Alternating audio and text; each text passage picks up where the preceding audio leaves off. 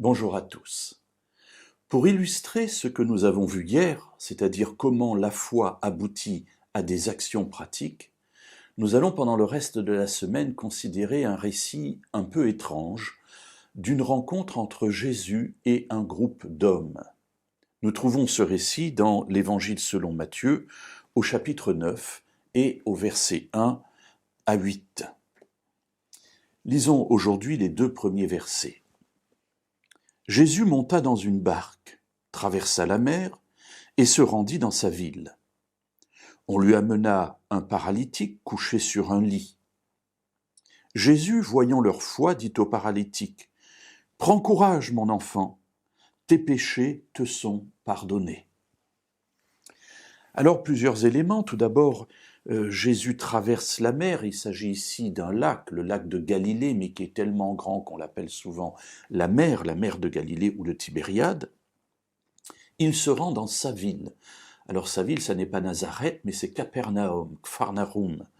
C'est la ville où il vit, où Pierre vit, et c'est là où il réside. C'est un peu, si vous me permettez l'expression, son quartier général. Et voici qu'on lui amène un paralytique couché sur un lit. Alors ce n'est pas la première fois qu'on amène un malade à Jésus. Et très souvent dans les Écritures, vous verrez cette phrase suivante, Jésus, voyant sa foi, fait quelque chose, où il lui dit, qu'il te soit fait selon ta foi. Ici, nous avons un récit un peu différent, qui est très intéressant. Le passage nous dit que Jésus, voyant leur foi, dit au paralytique, « Prends courage, mon enfant, tes péchés te sont pardonnés. » Et c'est un épisode unique où nous voyons Jésus englober la foi du malade avec la foi de ceux qui l'ont aidé à venir. Jésus voyant leur foi. La foi du malade, qui a accepté qu'on le porte, parce qu'il aurait pu dire « mais j'en ai rien à faire, moi, de ce Jésus, je ne le connais pas, ou ça sert à rien, je suis paralysé, c'est de naissance, c'est depuis toujours, rien, personne ne peut rien pour moi ». Non, lui a eu la foi. Et puis, les porteurs qui auraient pu dire « mais ça sert à rien qu'on t'amène là-bas, bien sûr, tu as envie de voir Jésus, mais tu es paralysé depuis toujours, à quoi cela sert-il? Personne ne peut rien pour toi ».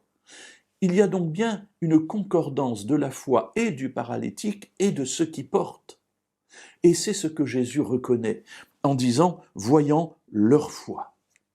Et ainsi il s'adresse au paralytique et il lui dit « Prends courage, mon enfant, tes péchés te sont pardonnés. » Et on pourrait dire « mais je ne suis pas venu pour ça, moi, je suis venu pour marcher.